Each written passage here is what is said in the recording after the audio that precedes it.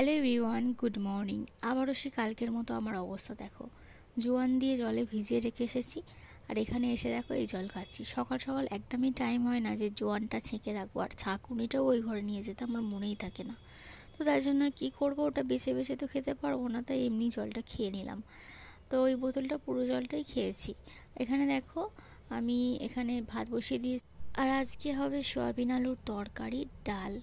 তো এই হচ্ছে রান্না বান্না। বেলায় যা রান্না হবে সেটা দেখা যাবে, বেলায় বলতে গেলে মিষ্টি রান্না। তো চলো, এখানে সয়াবিনটা তো ভেজানো আছে, আলুটা কাটবো, এখানে টমেটো আছে, পেঁয়াজ আছে। তো এটা এতটা দেখো জলটা খেয়েছি, তোমাদেরকে দেখাচ্ছি। তো এরপরে আবার বাকিটা খেয়ে নিয়েছিলাম। আর এখানে দেখো সয়াবিন আলুর জন্য, এই তরকারির জন্য আর কি আলুটা ভেজে নিলাম। এবারে সয়াবিনটাকে একটু কেটে নিয়েছি, জানো তো আজকে অনেকগুলো বড় বড় সয়াবিন, তো একটু কেটে নিলে বেশ ভালো লাগে, মানে অনেকটা পরিমাণেও হয়। তো তাই জন্য এখানে কেটে নিয়ে রান্না করছি। দেখো সয়াবিনটা ভেজে নিয়ে তারপরে এখানে দেখো সয়াবিনটা কষে নিচ্ছি। তো দেখো তরকারিটা অনেকটাই হয়েছে, আসলে দুবেলার তরকারি, তো সেই জন্যই অনেকটাই পরিমাণে হয়ে গেছে।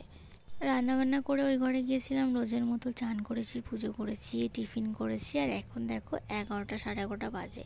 মিষ্টি ঘুম থেকে উঠেছে আর আমি মিষ্টিকে নিয়ে বসে আছি। এরপরে মিষ্টিকে খাওয়াবো, চান করাবো, অনেক কাজ আছে।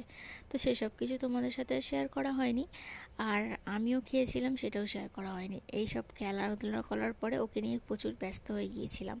তারপরে একেবারে তোমাদের সাথে দেখা করছি বিকালবেলা। বিকালবেলা দেখো একটু শাড়ি পরেছি বলে একটু ঢং করছি, তো মোটেও আমাকে ভালো লাগছে না, ভীষণই মোটা একটা হাতির মতো দেখতে লাগছে। তো যাই হোক, আমার থেকে অ্যাটেনশান ছড়িয়ে দেখো এখানে মিষ্টি এখানে খেলা করছে, ও এখন জল খাওয়ার চেষ্টা করছে, তো ওকে তোমাদের সাথে শেয়ার করছি। আর হাঁড়িটা কেন বসানো আছে জানো তো, তার কারণ হচ্ছে যে ওপর থেকে জল পড়ছিল, সেই জন্য। ওই ঘর থেকে খেলাধুলা করে এসে এই ঘরে দেখো এসে আবার এখানে খেলছে। তো অনেক দিন পরে কচ্ছপটা দিয়েছি ওকে, ওটা ওই জন্য নিয়ে খেলছে, নাহলে কিন্তু একদমই খেলতে চায় না। মানে একই জিনিস বারে বারে ওকে দিলেও একদমই খেলতে চায় না, তাই জন্য অনেক দিন পরে দিয়েছি বলে ওটার প্রতি একটা মানে খেলাধুলা করার ইচ্ছা হচ্ছে আর কি। আর বেলুনগুলো নিয়ে তো সবসময়ই খেলতে থাকে। তো এই তো, আর এখন দেখো ওকে বলছি হর্স কোথায়, তো ওইদিকে হর্সের যে ফটোটা আনা হয়েছে সেটা লাগানো আছে, ঘোড়ার ফটো।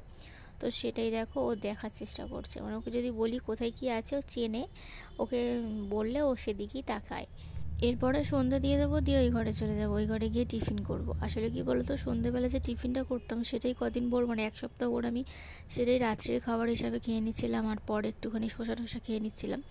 আর তো এটাই ভালো ছিল আর কি, মানে মাঝখানে দুদিন একটু গ্যাপ দিয়েছি রাত্রিবেলা, মানে একটুখানি রুদ্রর সাথে খেয়ে নিয়েছি আর কি, ভালো খাবার ছিল বলে। তো তারপর থেকে আবার যেন সেই রাত্রিবেলা কি খিদে খিদে পাচ্ছে, তো এরকম একটা অভ্যেস হয়ে গেছে। তো মানে কি বলবো, যত চেষ্টা করছি নিজেকে একটু কন্ট্রোল করে রাখার, তো এই খাবারগুলো দেখে না আমার মোটে কন্ট্রোল হচ্ছে না। তো যাই হোক, মানে আবারও আমাকে সেই ইয়েতে ফিরে যেতে হবে, নাহলে কিছুতেই আমি ওয়েটটা অন্তত কমাতে পারবো না, এটা আমার মনে হচ্ছে।